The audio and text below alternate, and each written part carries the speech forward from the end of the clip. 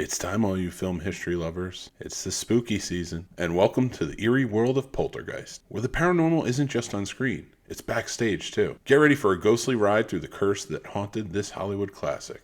Hey, horror snobs! Today we're diving into the hair-raising mystery of Poltergeist and its alleged curse. So grab your lucky rabbit's foot, your horseshoe, your totem, or whatever else, and let's dive right into this curse. Now let's set the scene. Poltergeist is a horror flick that haunted both the screen and the lives of those involved. To understand the curse, we need to know what went down on set. Poltergeist was a spectacular collaboration between Tobe Hooper and Steven Spielberg. One of the biggest rumors to come out of Poltergeist is that the skeletons used in that infamous pool scene were real. Some say that this cursed the production, while others say it was just a budget-friendly choice. Yet the curse didn't really stop there. Many reportings of weird things happening on set happened, but the biggest was the tragedy that struck Dominique Dunn, who played Dana, the oldest sister in the movie. She was tragically murdered after the first film, and then came the tragic death of Heather O'Rourke, who played Carol Ann, the youngest daughter in the family. She passed away at a young age due to a misdiagnosed illness. The curse rumors started swirling after that like a vortex.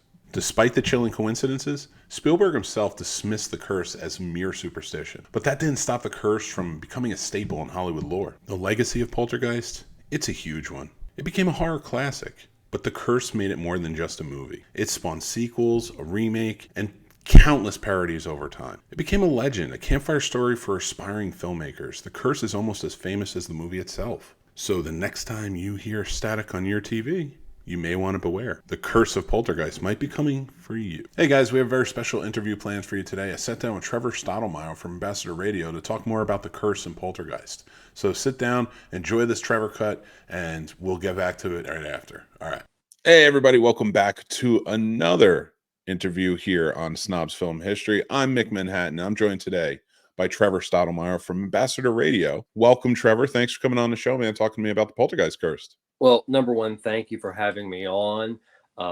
It's an amazing thank you, and I'm very honored to be here. I love having you on, man, and our conversations have always been great in the past. And guys, you should go check those out on our YouTube channel if you haven't. But let's talk about Ambassador Radio a little bit. Tell me a little bit about it, what you got going on, and let's let everybody know where they can find it. Okay. Well, Ambassador Radio started back as another idea about 1996. When I stumbled into college radio, literally by mistake, because nobody knew jack about world music and they needed a world music director. And this eventually led to me just, constantly, as the graduate students left, I kept getting the specialty shows. And eventually, after getting 9 hours of shows on Sundays, I decided to mix things up. Well, there's a whole history there, but I'm going to, not talk to you about that. So about 7 years ago, I decided I was privately going to syndicate the show and rebrand it as Ambassador Radio. So currently we are on somewhere between 10 and 12 terrestrial radio stations. But this year we are, most of our episodes, depending on copyright, are streamed on YouTube, but also at our website, ambassadorradio.org. The shows are pretty steeped in history and there's no genre. But one of the big things right now for me is the shows focus on rare, obscure, and unappreciated music. Specifically music in history that lives on the B-side of music history. So that's, the show, and hopefully it doesn't bore you to tears. That's it. No, I think that's fantastic. And I have been able to check it out in the past, and you have such a great voice, first of all. Well, thank you. It took me literally to when I started grad school to be able to listen to my tapes. So I think like everybody who is, you just hate your voice. I get that. I do that myself. I hate editing anything that I'm a part of because I'm like, this is the worst, and why am I doing it? But there's something to it, and I guess we're never supposed to know how our voice actually sounds. But I can tell you, assuredly, listening to you, you're a very smart guy. Well, thank you. Your knowledge of movies and music astounds me, and you know so much more than that. But like I suffer from an amazing amount of useless knowledge. I mean, I have 3 degrees and they're all in the humanities. What do you expect? But hey, think about it though. most of the world is all about that useless knowledge now. Exactly. No, it's fantastic. And everybody, go check out Ambassador Radio. All the links are down in the description below. And thank you for being here, man. I wanted to start off with the Poltergeist Curse and ask you, what about the overall lore of the curse interests you? Like any lore that surrounds a film, it's just interesting to see how the public reacts to something. I mean, you look at other, cursed films. I mean, of course, The Twilight Zone is a notorious one. There's even ones connected with The Omen, The Exorcist. It is, to me, it fascinates me because it's another level of audience and gaze participation that takes the film outside of its medium. So it creates a light and a mythology and a folklore for something that is, made, for entertainment purposes. And that fascinates me. Yeah, that, I mean, and that's the same with me too. Like a lot of these things, and when I do the film history, I love, it doesn't have to just be the haunted. Of course, we're doing more of that for our Snobtober event for Halloween. But yeah, when I really get into things like this, it's I love research. I love sitting down and just reading more and more and kind of falling down the rabbit hole of just really weird things. And I feel like the movie industry just has so much of it. That makes it like it's such a worldly thing, and so many things have happened. Some of this film history is just truly astounding, and it's so easy to get lost in.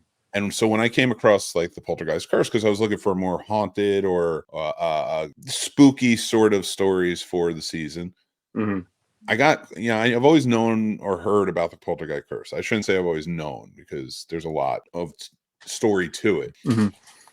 But it always like really, like, for a movie that never was one of my go-tos, it always sort of astounded me how much went on behind the scenes, just like this type of ominous feel.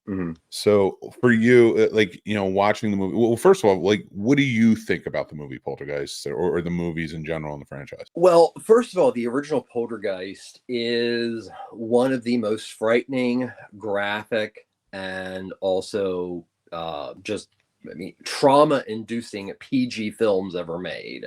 Just got to put that out there. Yeah. And it's an excellent film. You're dealing with, of course, Steven Spielberg produced it because he wanted to direct it, but he couldn't because he was working for, I believe, Orion for E.T. Or was it the other way around? I forget. But he was working for whatever E.T. came out on, which I don't think it was Orion. He was working on it at the same time. So his clause said he could only direct that film from a certain point to another point. And then they decided to bring in Tobe Hooper because, Spielberg adored what he did with Texas Chainsaw Massacre. Right. And, for me, the film is amazing because you have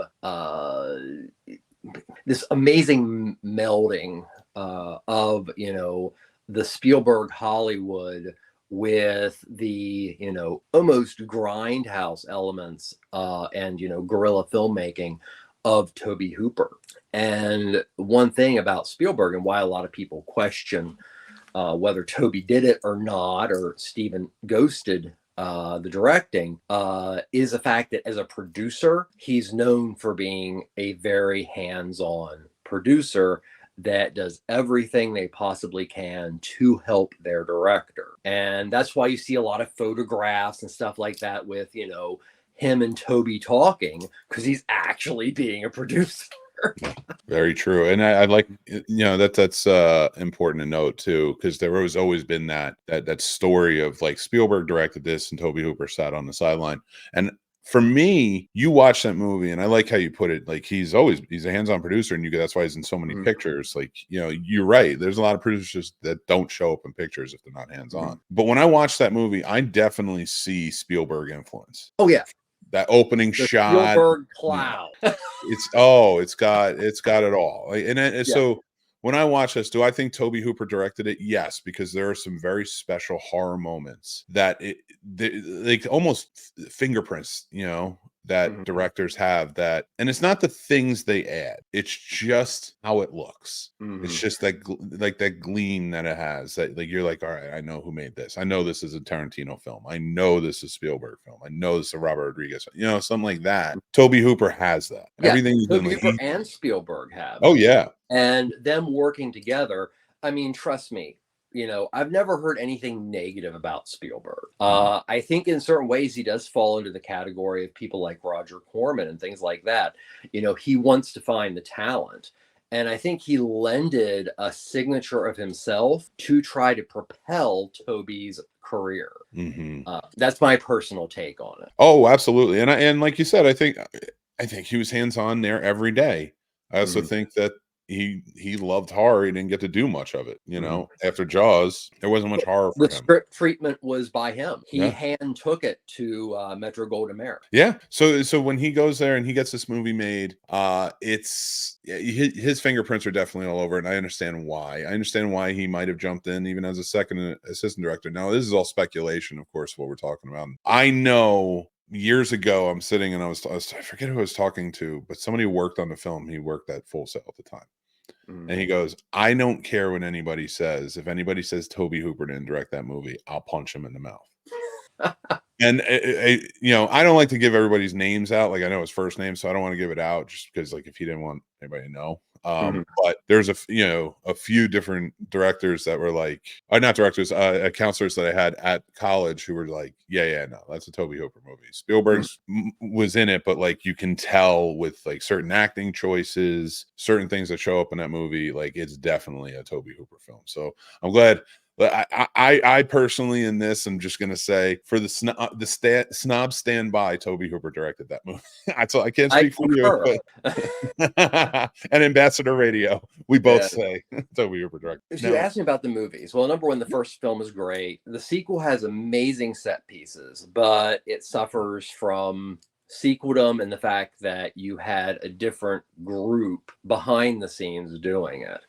The third one was an epic disappointment for me that actually I just recently watched it. And so Gary Sherman directed it. Gary Sherman did Dead and Buried, which is an amazing cult film that's very popular. But he also did this film with Christopher Lee and Donald Pleasance called Deathline, which is one of the great British horror films ever made. So I see Gary's name and I see he wrote the script. And I'm like, this could be awesome. Well, it's not. And a lot of the curse goes into that. But, by the third film, Heather O'Rourke died before the end of it, which, of course, plays a huge role into the curse, which we're going to talk about. But there's my feelings about the film. And I haven't seen the remake, so I apologize. No, that's perfectly fine. I have seen the remake, so you're not missing much. But so this movie, just so we can kind of cover anybody, we talked about it, of course, you've been watching the video, and now in the interview we'll just highlight it real quick. There's a lot of different things that happen on this film. The skeletons were said to be real on set, that they used in the pool scene, which may or may not have sparked the curse if they needed it to. Young Heather O'Rourke passed away by the time the third film came around, but Dominique Dunne, who played the oldest daughter in the film, she was killed before the first movie even came out. It was in a crazy murder by her boyfriend, murder suicide sort of situation, and that sort of, I think, sparked everything that happened. And in the second movie, the old man passed away before the movie came out, and there was another cast member who passed away. And on top of it, people were feeling certain things on set, saying weird situations were happening and stuff like that they were experiencing throughout, in the first and second movie especially, and in the third movie as well. And it just, things like that, little things like that, kind of sparked and brought a lot of light to this little franchise that just seemed to be sparked with what could be considered a curse. Now, I don't know where I stand. I think it's fun to believe in the curse, but I don't know how much of it is actually just weird coincidence. I would love to hear your thoughts on the curse and the events that kind of unfolded. Well, in general, I'm going to be a skeptic, but I'm also very much open to the possibilities. But this is a situation where it was just multiple productions, that there were just an amazing amount of coincidences. And actually, with the small stuff that happened, to me, is more intriguing than the big stuff. I mean, of course, Heather O'Rourke passing basically based on something that should have been caught very easily by numerous doctors. And she goes septic because she has a blockage. Nobody's going to tell me that the doctors went, oh, it's a blockage, it's supposed to be there.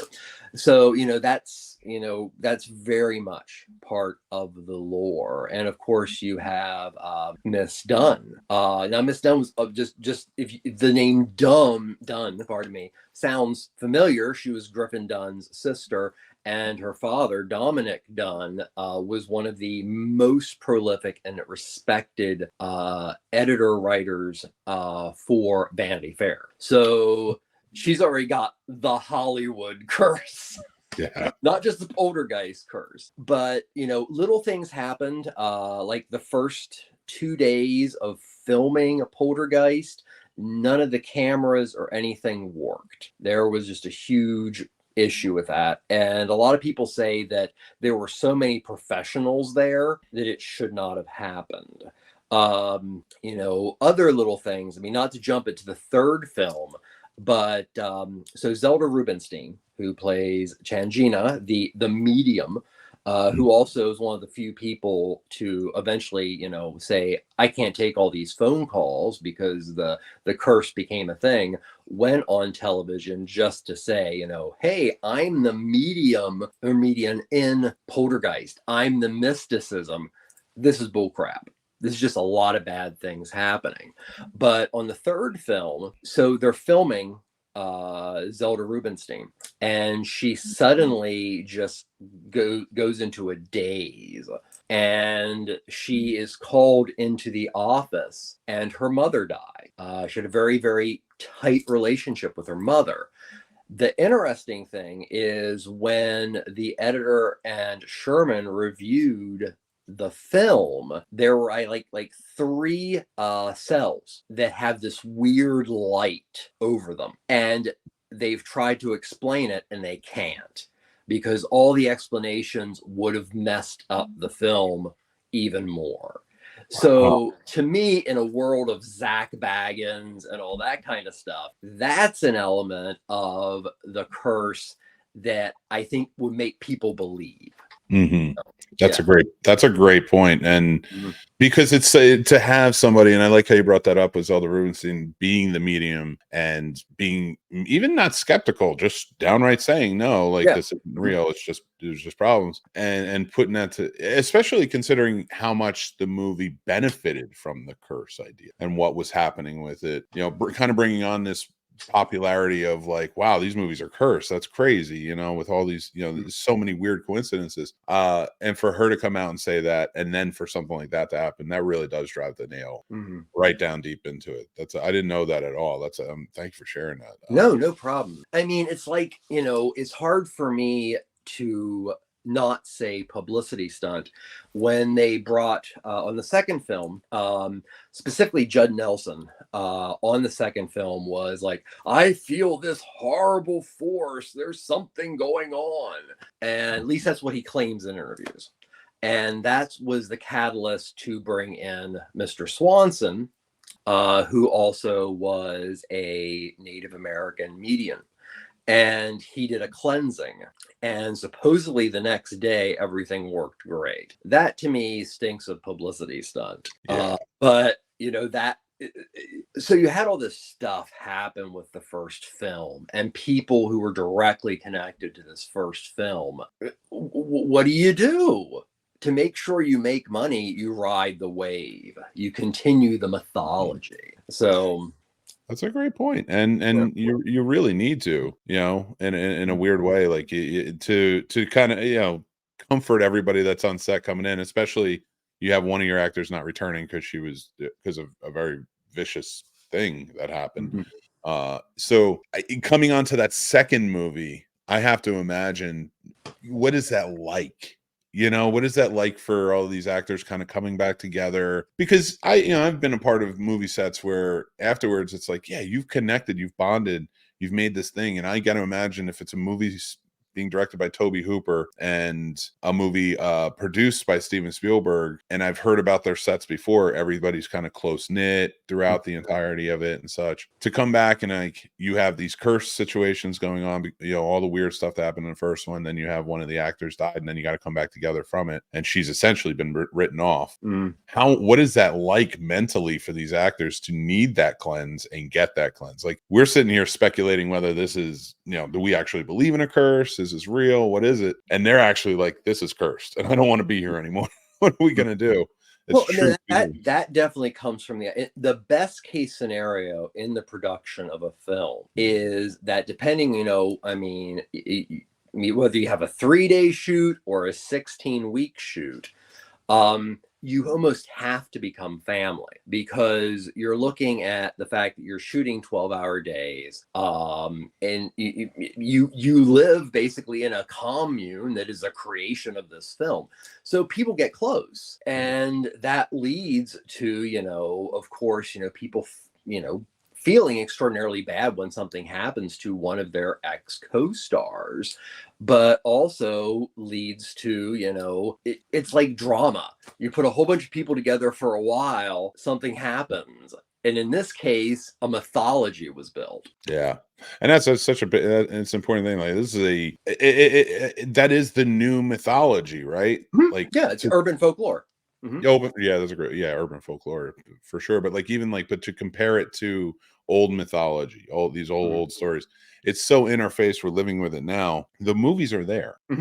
Back in the day, like when you told a story, that became the myth. So essentially, you told the story, and that's not the myth that grew from like this. Well, yeah, that's a perfect point, Mick, because movies are an element of our new storytelling. Our verbal spoken word mythology no longer comes from the telling of stories from generation to generation, or telling of stories around the campfire. Movies are those new stories. And just like anything, from you see the film to the 16th person who has talked in a line about the film, you start off with an elephant and you get a pink Cadillac. So at least that's my take on it. No, and I love that. And just how much it, like, that explanation of it, I really like your take on it.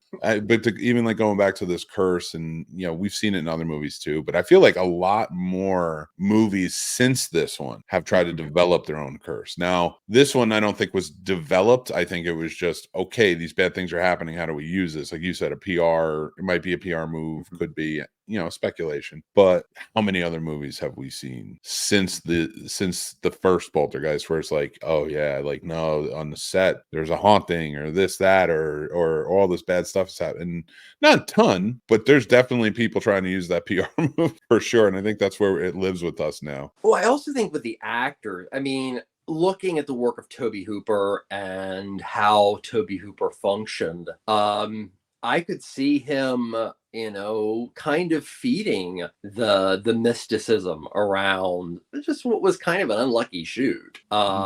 It just seems like something he would do, which is something, low budget filmmakers do. They try to build excitement because, what do you want more than anything else? You want your actor to seem terrified to the point they believe something. That will get the best acting out of them. So, yeah.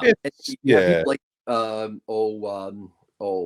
Judd Nelson, as I said before, he was, the first movie screwed him up enough that Greg T. Nelson. Yeah, pardon me. Did I say Judd Nelson? I'm sorry. That would have been a very different movie. Very different movie. Sorry. No, you're Greg T. Nelson brought his existing fears of this curse to the second film.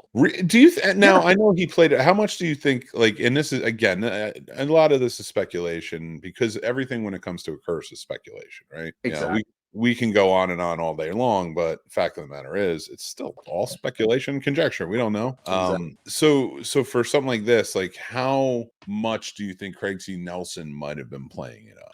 Having watched several interviews with him, I think he generally was scared. Really? Wow. Okay. Yeah, I mean, not to elongate things, but there was another story about him and the death of the shaman in the second film, Mr. Swanson. I forget his first name. William, wasn't it? William, yes, Yeah. William Swanson. So Craig became very close with him, especially after the cleansing, and he died several years later from basically malnutrition, which is weird. So Craig decided to go out to where he was living, which was out in, the boondocks and everything. Spent hours trying to find, his gravestone, and finally stopped at a store, and his cousin happened to be at the store and heard him talking about it. Said, "Hey, come on out.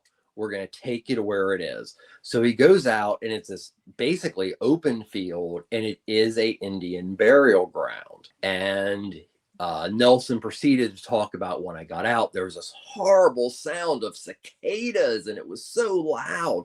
And then I got to the burial area, and I said my piece and asked basically, William Swanson, if you can hear me, let me know, hopefully, and then supposedly it went completely silent. All the bugs, everything just stopped. And then after like a little less than a minute, everything started up again. So yeah, it's the little things to me that I find really interesting in this cursed film concept that honestly bring more credence than what is some people obsess about the big things, like the skeleton. Yeah, and it's funny because I don't think there was ever I've heard so many conflicting reports about whether they were actually real or not from people who worked on the film.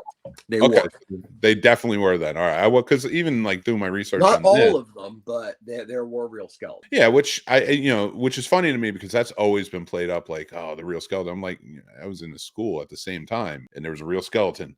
It wasn't that hard. Decided to use real skeletons in the second film too. Oh, did they? They brought yes. them. That had to be just a cheaper. Yet again, that sounds like a publicity stunt to me. Yeah, that's legit. You get it cleansed, and then you bring in weird skeletons. Why not? I just wanted to interject really quick about the idea that these skeletons. Let's think about it. So you have the Freeling house that is built on an Indian cemetery, which just also happens to be where this, like Roanoke clan that disappears happens to be. So you bring in skeletons, and there's like, yet again, that comes in. I talked to you a little bit about the idea of how we like to personify and bring mysticism and life to inanimate objects. The thing it's good to know about this before you saw it with the skeletons is that real skeletons have been used in Hollywood films forever. They still to this day are. They're bought at medical warehouses. Look at a film like William Castle's The House on Haunted Hill. There's a famous scene in which a skeleton comes up from what looks to be acid. That's a real skeleton. Nice. Yeah. So, I don't want to, poop on that theory, but to bring a little bit more credence to the fact that it's thing. I know. Listen, this was 1980, 81, 82 when this movie came out. And I'm sorry, but there was a lot of filmmaking beforehand. And I know what went on after 1981. Imagine all the atrocities that happened before the film set. So yeah, I don't know if I'm buying Bringing on a Curse because of something like that. They went to a warehouse that specialized in human remains, and they bought literally, these were bleached complete skeletons. Yeah. So they're from India, they bring further Nah, it's not true. Yeah. And so ultimately with this curse and these three movies that it kind of, honestly, it's a few documentaries been made about it. We're still talking about it, all, and so many people like kind of like it, they'll never let it go. Is this something that you think is a part of Hollywood that should exist, like this, the lore building around like movies, stuff like that, or is this just a little too much in your opinion? Like kind of let it go a little bit. We earlier touched upon the idea of how our generation was brought up on film. And, it's not a bad thing. The 1980s saw, two working parents, latchkey kids, the development of VHS and being able to, a lot of our parents needed TV to, keep us okay. And these films for us helped us build a value system, helped us build a belief system. So yeah, the power of movies. I mean, it is the spoken word folklore of the past 100 years. So yeah, that I don't think the curse idea is a bad thing. It's we want to so example, so you have the Annabelle doll. The Annabelle doll is actually connected to a supposedly real investigation that was, eventually touched upon in the Conjuring films. We like the idea of attributing a power, a mysticism, a value, an explanation for things that we have no explanation for.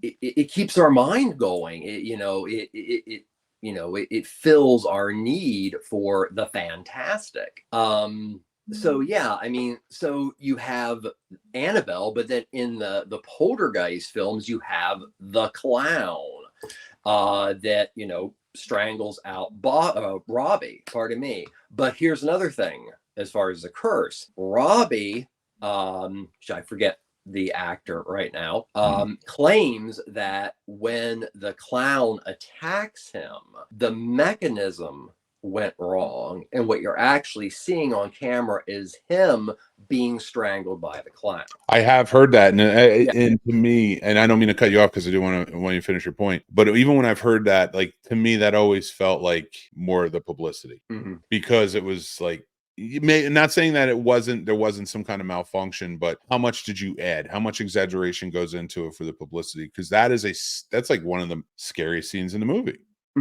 Is this clown. So how do you make it even scarier when it's getting out there? It actually freaked out. So every time I hear something like that, because that is such a monumental scene in the first movie. That's what always sort of made me question. I'm sorry, I didn't mean to cut you off. Oh, you didn't cut me off, not at all. Yeah.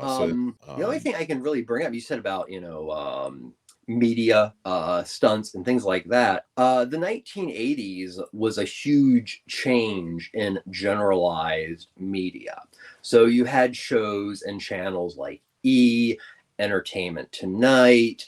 CNN was actually running like, you remember the good old thing, you call in and you place your vote and it costs you like $5, but it makes you feel like you're interactive.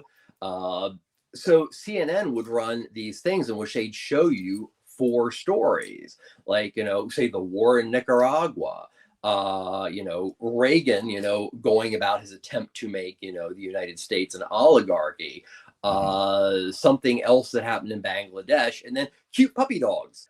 Puppy dogs would win the show. And then you had the fact that tabloid were amazingly popular, and tabloid press, things like the National Enquirer, the Weekly World News, even the Sun, not to be confused with the Chicago Sun, were, Bat Boy and all these kind of things, but they latched on to curses and things like that, and they drove that mythology. Because nowadays, if you release these tabloids, the new generation would love them because they're so absurd. Back in the 80s, a lot of people believed these tabloids, and with getting your information from E or Entertainment Tonight, those are the early precursors to the fact that people have trouble separating hard news from fluff. Yeah. So, I hope I didn't get off the subject, but No. That actually leads me to another question I'd love to ask. So just speculation wise, what because I know you did some research into this, and I do remember those times. I was never got into the tabloids personally, but I do remember family members. Oh no, this happened. Can you believe it? Stuff, sort of situations like that. And for me, watching something like that and how it kind of played out, now we have the internet, and still people have this tendency to believe the sort of the insane sometimes. But why do you think tabloids were such a prevalent thing? Why do you think people, and I want your opinion on this, really, is what it comes down to, is why do you think at those times, especially here in America, it was a big, I'm not saying it didn't exist everywhere, but in America it was really big too. The US and Britain. Yeah, Britain was another big one, especially the Sun, I think, is from Britain, isn't it? I think so, yeah. Yeah, so thinking about it from those lines and kind of how we were so into it, like so many people were just into it. Do you think it's just the sensationalism that we were into, or in your opinion? Well, I mean, I remember that every time you went to a grocery store or like a Rite Aid or anything like that, once you got in line, these tabloids were at either side of you. And, when you're sitting there, waiting in line and you're bored, or you're looking for something to keep your child from screaming, and you look over and it, Bat Boy, literally, tabloids basically created the creepypastas of our generation. Yeah.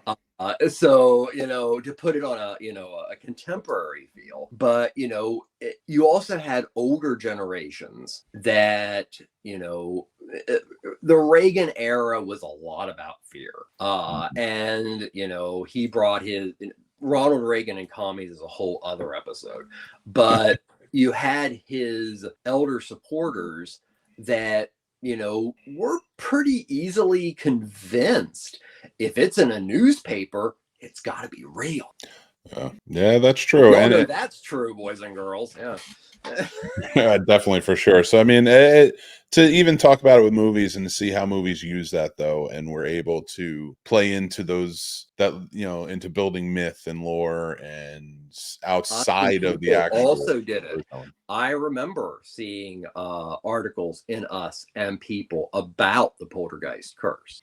Yeah, I remember seeing them too, and I remember when the books started coming out and things like that. So it was just been a fascinating story tied to these movies that, in my opinion, not bad. I do like the Poltergeist movies, but as far as horror go, they're not go-tos of mine. I don't think I've seen the third one in 30 years. Yeah. And I don't know that I feel like I'd be missing it if I did. If I didn't ever go back. But to really think about those first two movies, especially, which I do enjoy, and the fact that, like, I'll pass them right by, but I will watch a documentary or I'll read something on the curse, because it is a fascinating thing.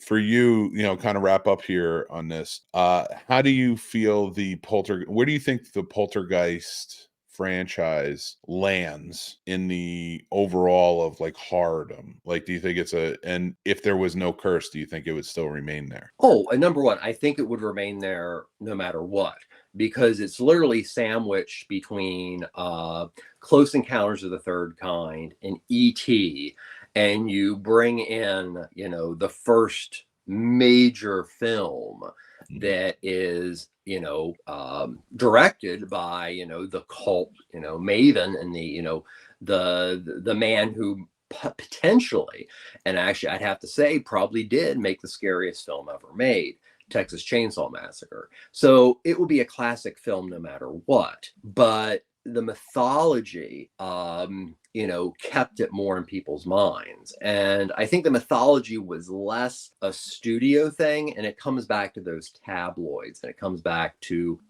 the fluff as news that the 80s, brought in. It just kind of grew. Now, do I feel the curse is important? Yeah, I think it's important too, because, what is more exciting than going to a film and loving a film or seeing an old, yes, nowadays they're considered old film and we are nostalgia, that also has this folklore about it. It's just like one of those win-win situations for everybody, Yeah. because people get to, celebrate the idea of the film outside the film, but it also just oils that, publicity needed to create a franchise.